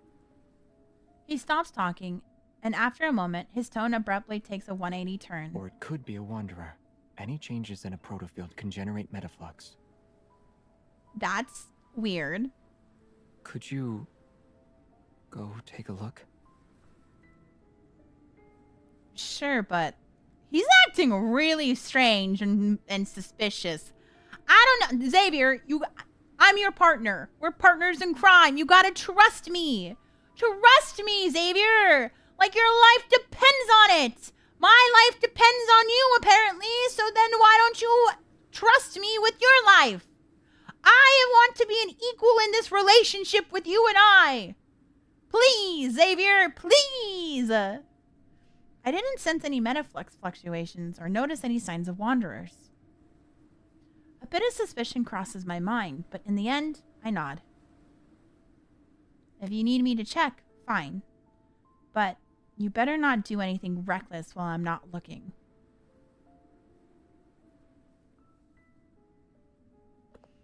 After carefully checking the surroundings a few times with my evol to ensure there's not even a trace of metaflux, I finally return to the spaceship. Xavier, it's safe. It's safe here. Did you disappear on us?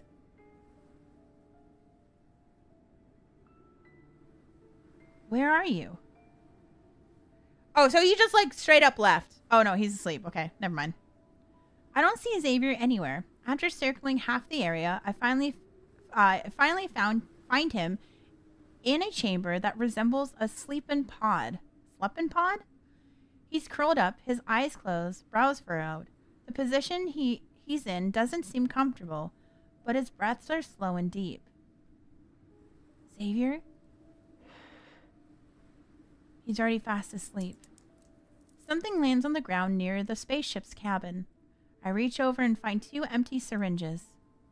They look no different from regular syringes. The only thing odd about them is a long string of unfamiliar numbers and letters on the barrel. They show signs of recent use. Maybe. On! He's doing drugs! He's doing drugs! He's shooting up! He's doing drugs! I can't believe it. I can't believe he's a drug addict. Xavier, drug addict out here, shooting it up. I anxiously check Xavier's pulse, but apart from a faint red light under his collar, there's nothing weird. His heart rate is fine, and so is his body temperature. Just to be safe, I'll sync up with his vital sign monitor. As I operate the watch, a warning suddenly lights up under my fingers. Incoming mission. Incoming mission. Location, Azure Square. Wanderer threat level, indeterminable. Number, incalculable. Oh, shit. Alpha Team, please head to the mission location immediately. Alpha Team, please head to the mission location immediately. I immediately pull up the map. The entire area near Azure Square is filled with a dense array of warnings. Those people are probably the cause of all of this. Xavier is still fast asleep. I glance at the alert on my wrist again. I sent a quick message to Jeremiah before heading to Azure Square. Oh, we're going by ourselves. Oh shit, we're gonna be in so much trouble.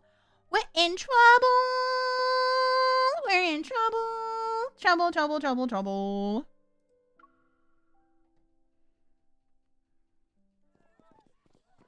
Yeah, that doesn't look good.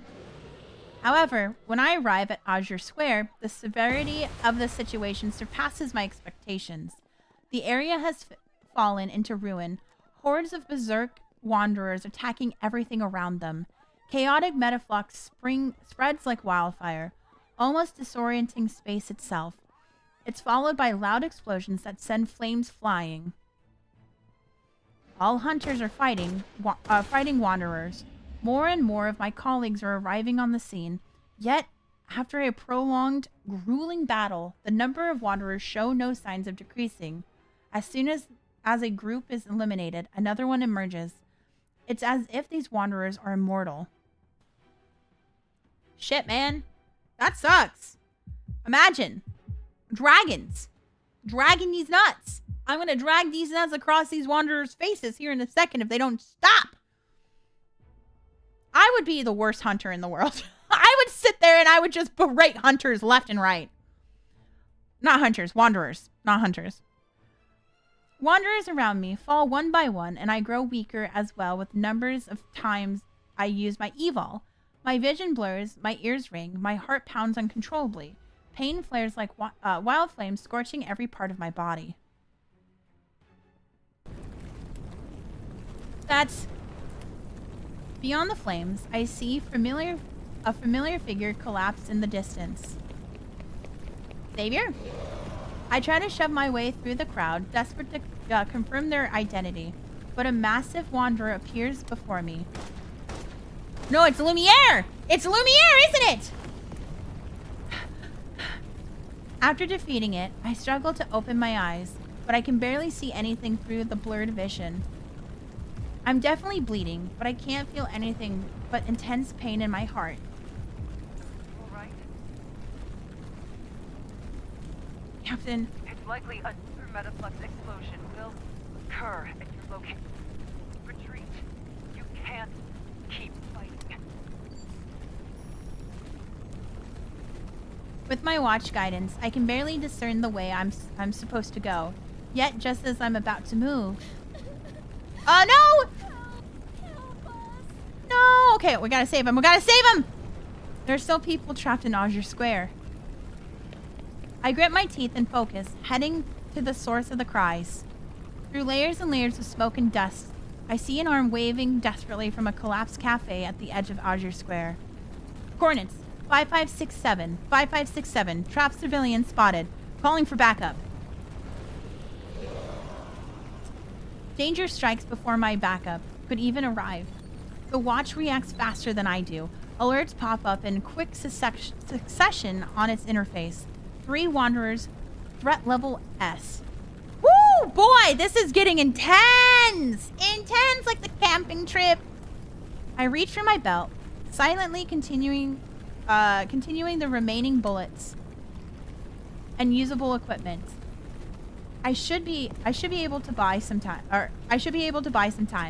Maybe even take one down with a bit of luck. As I step on the broken cafe sign again, the shadow of an enormous wanderer looms over me. Everything, or even the last sliver of moonlight, is blocked out as I'm plunged into endless, mind-numbing darkness.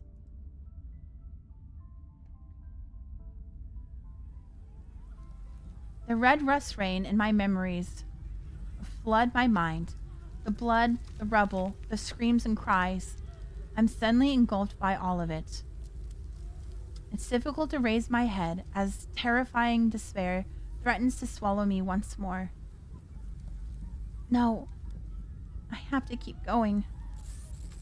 The piercing sound of electricity stabs my ears. A numbing pain flashes through my hand that's clutching my gun.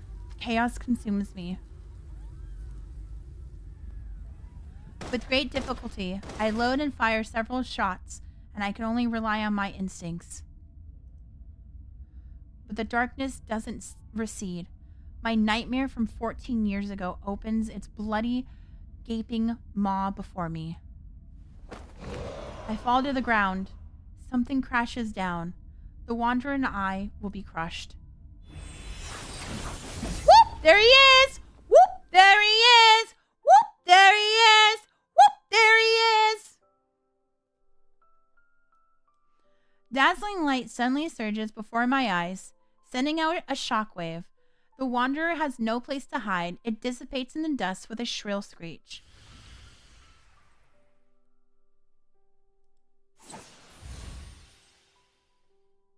Another brilliant beam of light cleaves the night like an arrow piercing through its inky shadows. In an instant, golden light pours down like a torrential rain, washing the darkness away. I struggle to lift my gaze, and a beam of light flashes past the current of glowing specks, charging towards me like a meteor. Space and time itself distort in the radiance. Sharp, relentless, yet exuding serenity. The vague scene in my dust-covered memory flashes, abruptly clear and vivid. What was that? It was Lumiere! There he is!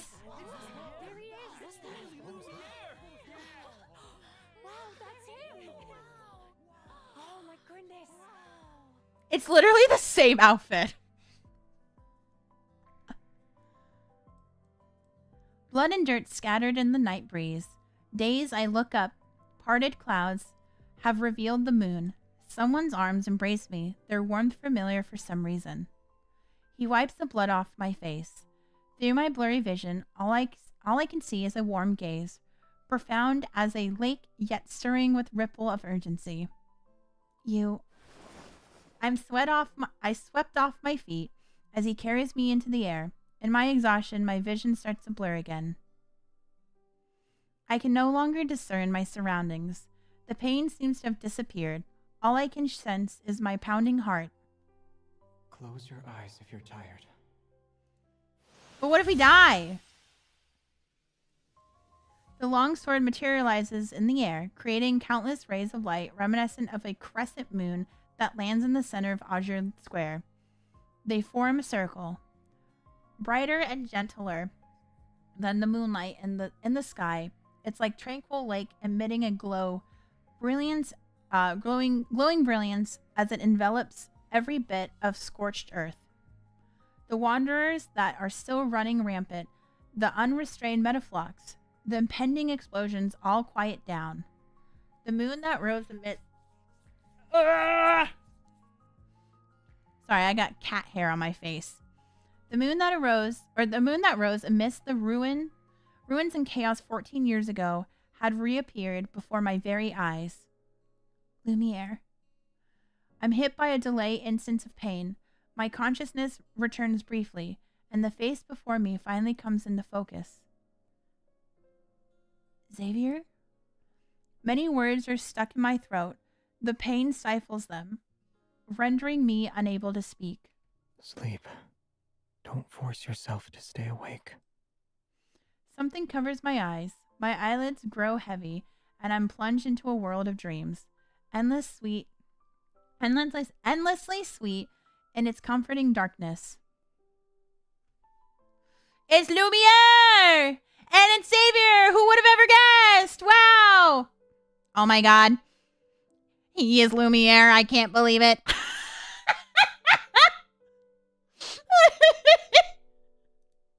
Well, I'm going to do that again when he reveals himself.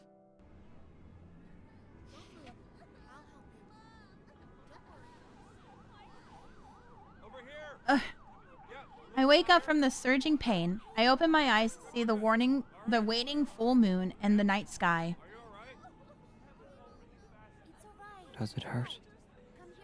I turn my head to see Xavier carefully bandaging my injured hands. I did some first aid. The roads are still a mess right now. I'll take you to the hospital later for a thorough medical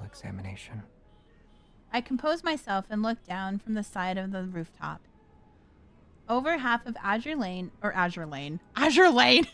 Square, that's a different game, has been reduced to rubble. Rescue workers dart between the broken walls and ruins, and journalists race against time to report the news. Don't worry. The people trapped in the cafe are safe. There aren't any other casualties. Thank God! You're the only one who's severely injured. I look back at the person in front of me.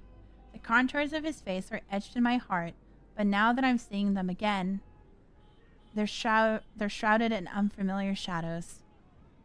Why are you here? Who else were you expecting to see? He tries to deflect my question as he continues to treat my wounds, his eyes lowered. But how did you get here? Are you okay now? I slept well, so I'm fully recovered. How? You practically shut down in a no-hunt zone. You're the one who needs to be cared for right now. He pushes down my shoulder, and I have no choice but to obediently sit. The situation was urgent. I had to... I only know that if I had been even a second later, I would have lost you. Forever.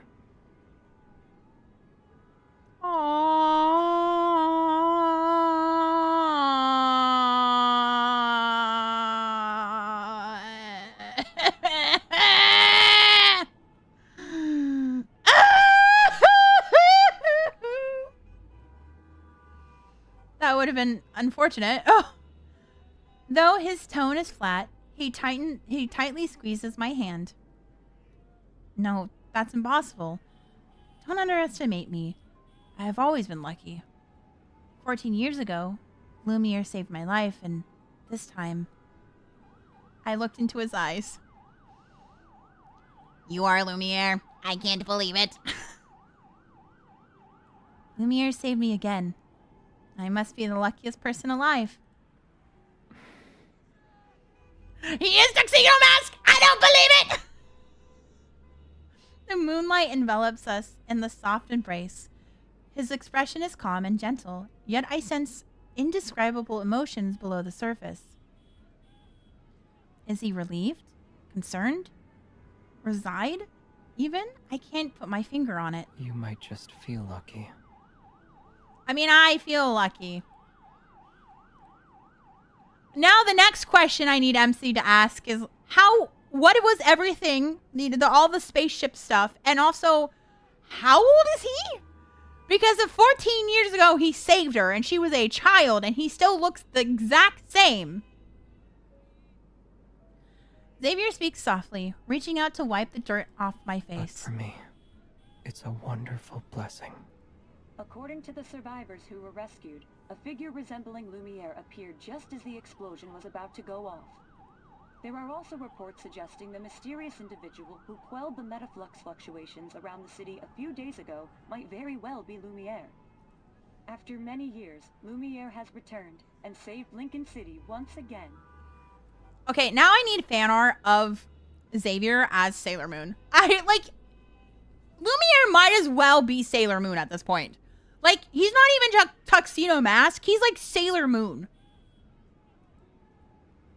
I bet news of Lumiere's return will be what everyone's talking about in the morning. I prop my chin on my hand and look at Xavier with a teasing smile. He seems lost in thought for a moment, then suddenly picks me up. We should hurry. Why? Well, I say as a standard myth explains some of those questions. Ah! Man, I'm so close. I only have half of his goddamn standard myth. I don't even have the other half. It won't give it to me. We need to get to the hospital. Otherwise, everyone will be rushing over after dawn to catch a glimpse of Lumiere. You might get dizzy. Hold on tight. Before I can react, the world around me starts spinning again. Whoop!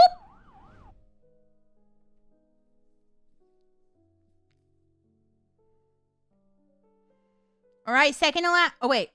Last one. Yeah, we're on the last one now. Whoop, there it is. Whoop. After that night, Xavier disappeared for another 2 days. I didn't know what he was doing, but when I was discharged from the hospital, he was already there waiting for me in my ward. Since then, I have been confined to my house to recuperate. Meanwhile, Xavier stayed with me, devoting himself to being my caregiver and ignoring the rumors regarding Lumiere that swirled outside the sky, in the skies. And because of Xavier's overzealous dedication, my days spent recovering at home are dull. It's just a cycle of eating and sleeping. We don't even do anything else? You look so comfy. Half an avocado, half a dragon fruit, a few stalks of celery, half a bitter melon. Just as this bizarre combination is about to enter the blender, I hold my phone in front of Xavier in a desperate attempt to distract him. Xavier, look! Twinkle Toys have some new Lumiere merch. We should check it out. Again? Oh, he hates it. Oh my god. Of course. Of course, Lumiere's on the rage right now. Are you sure you don't want to take a look? I'm not that interested. His harsh words are accompanied by the ruthless sound of him starting up the blender. I'm scared to drink whatever he's making. Should we go somewhere else? I feel like I'm getting moldy with how long I've been cooped up at home. You have a checkup at the hospital tomorrow. We can get some sun on the way. But I'm fed up with the hospital meals and healthy juices. I want to eat something else. Xavier nods, and shortly after, his phone receives a notification and beeps. Your order is on its way. One family-sized barbecue platter. Yeah! Oh, that sounds great, actually. I would love that. Yeah! Xavier, bring me the barbecue. I want some barbecue. Give me some brisket. Some brisket and some barbecue sauce and put them on my titties. And there I was with Xavier and barbecue sauce on my titties. My eyes light up instantly. And one healing porridge combo meal. It will arrive in approximately 10 minutes. Are you kidding me? He bought himself barbecue and then he gets me porridge? I'm gonna kill him. I'm gonna kill him. I'm gonna kill him! I was excited about the barbecue and then he sits there and he's like, porridge for you? Porridge? What is it? What am I? What do I look like to you? A bear? This one's too hot. This one's too cold. This one's just right. No, fuck off with the porridge. Get out of here. I'm not Goldilocks. I've had enough of hospital meals. Listless, I slump onto the couch. I already watched 3 TV dramas and 8 movies. My injuries still haven't healed. How about we play a video game? What level were we on? 11? No thanks. Playing games with you isn't fun. Confused, Xavier blinks a few more times. I wasn't trying to steal your kills. I don't know why the monsters kept crashing into me either. Oh my god, I could not play Fortnite with this kid. I could not. I'm sorry. I could not play Fortnite with Xavier because I'd be sitting there and be like, oh, I almost got them. And he steals my kills every single time. You're always the one who dominates everything while I just watch. Both in video games and real life. It's not fun. In real life? Yeah. You're either achieving great things or hiding in a cool secret base. And it's a secret base with a bunch of weird gadgets, syringes, and sleeping pods. I start counting with my fingers while Xavier awkwardly looks away. Our food's here. I'll get it. I'm going to steal his barbecue. All right. I'll visit Philo later to investigate. No, don't do that to me. Box. What's inside? What? What do you mean? I'm still thinking about how to get more information out of him when I see the package he brought in. My eyes light up as I grab it. I can't believe they're already here. When did you order this? Since you're not comfortable with me going out, I had to take things into my own hands. Ding, ding, ding. Look, Lumiere merch. Hmm? After excitedly dragging him over, I hold 2 Lumiere dolls. You can play dress up with this one, and this has movable joints. And aren't they the cutest? I stuff Lumiere's into the hands of the real Lumiere. Three pairs of large blue eyes stare at one another, speechless.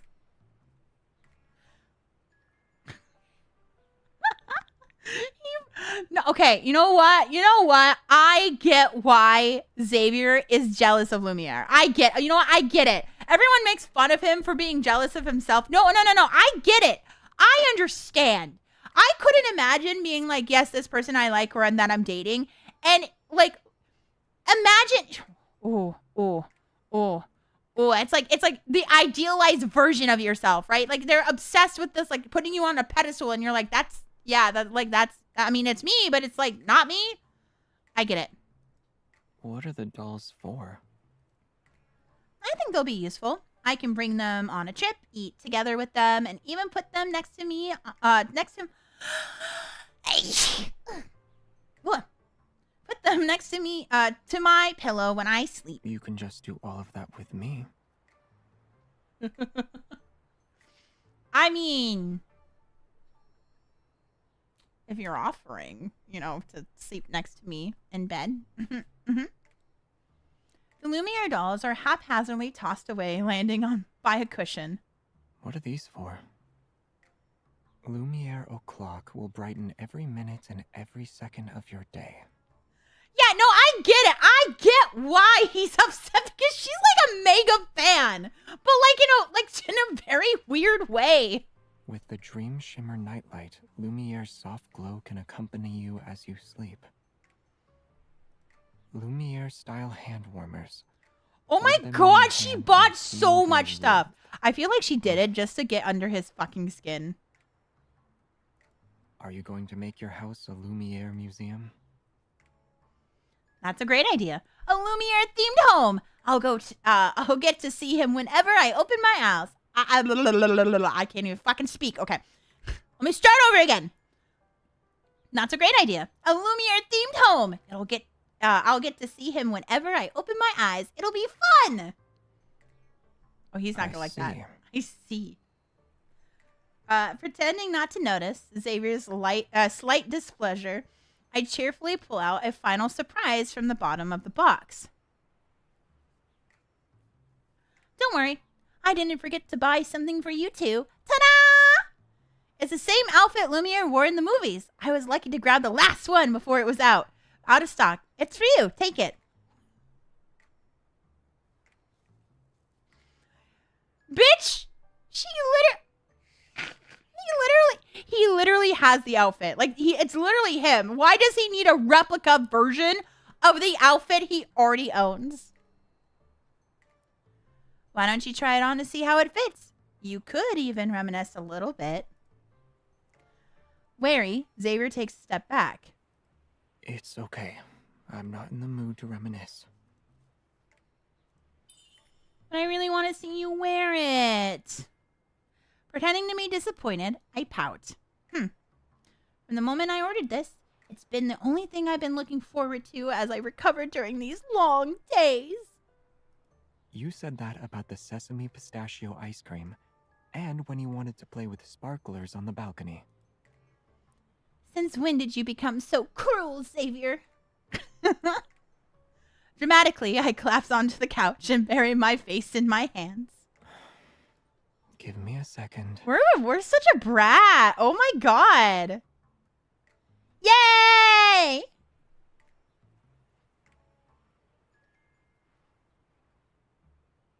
Once again, wearing the Lumiere outfit, Xavier seems rather uninterested.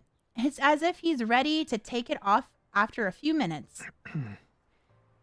Is this good enough? It fits. Can I change back into my normal clothes now?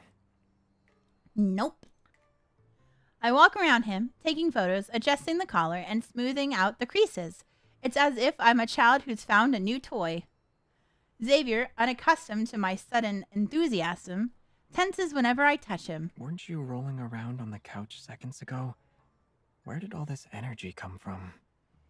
I want to be excited to see Lumiere standing right in front of them. Not me. Maybe a lot of people, like you, have unrealistic fantasies about Lumiere. Impossible. You have no idea how amazing Lumiere is. Indeed, I don't. Oh, here comes the cutscene. I can tell because it stuttered. I purposely let out a long sigh.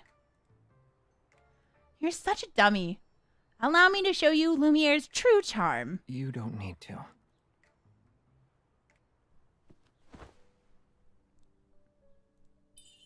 Imagine that. During a crisis, a handsome knight, chivalrous and gentle, descends from the sky under the moonlight.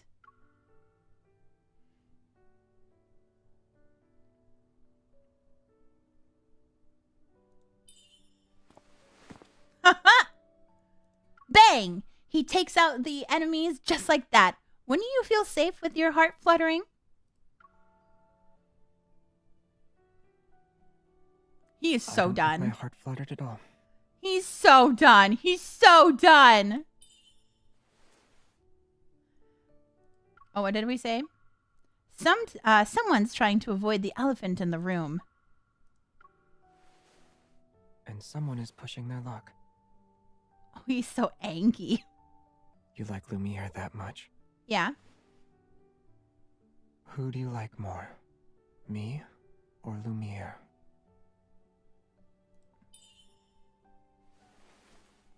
Your question doesn't make any sense. Aren't you and Lumiere the same person? But you don't see them as such. While Lumiere is handsome and gentle, I'm apparently harsh and cruel. Yeah. And when you see Lumiere, you appear to be a lot happier. Okay. Okay. Yeah. Uh-huh. So, what's your answer? You know, like, I mean,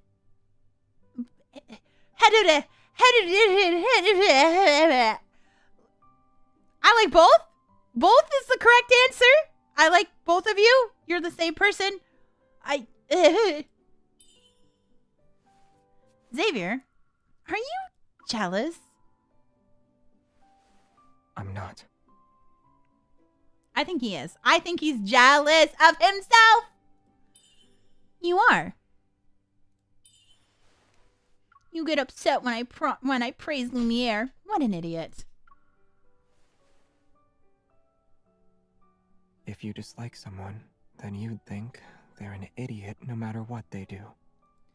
I mean, I don't dislike anyone. I don't dislike you. You know, actually, it's funny. Whenever I do like someone, I think they're an idiot no matter what. Because here's the thing. I like idiots. So yes. True.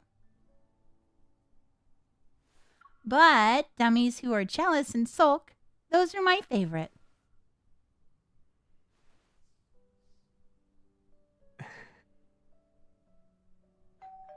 Oh, our food. That should be our dinner. Yeah! I'm gonna have his barbecue. Or more merchandise. How much did you buy? A lot. Look, okay, it's a hyperfixation, okay? I can't help myself. I've spent so much money on this game alone. Move. We can't keep the delivery guy waiting. Nope. What?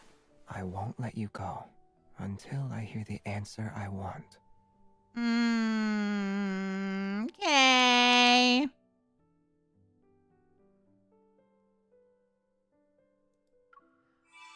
Well, there it is. We did it. We did it. We went through his myth. That was cute. That was good. That was good. I want to play through. I thought this would have been the standard myth, and the other one was like not the standard myth. Or like, yeah. Yeah, that was good. That was good. Hi, Caleb. Caleb's standing here being like, welcome back, cheater. Yeah. Yeah, I enjoyed that. Yeah, that was good. That was good. Yes. Yeah. Okay, we're going back to just chatting.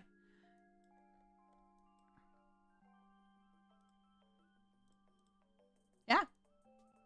I don't really have much to say, but other than that, yeah, that was good. It was a good time. We had a good time going through his myth.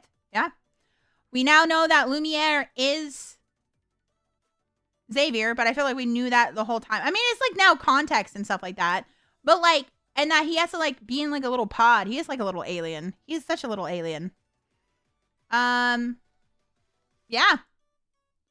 Maybe eventually, when I get the second half of his myth, eventually, I'm like, I think I'm less than 30 pulls away on the standard banner from his crate, or from the crate. So I'll probably pull for the crate, his second half of the myth.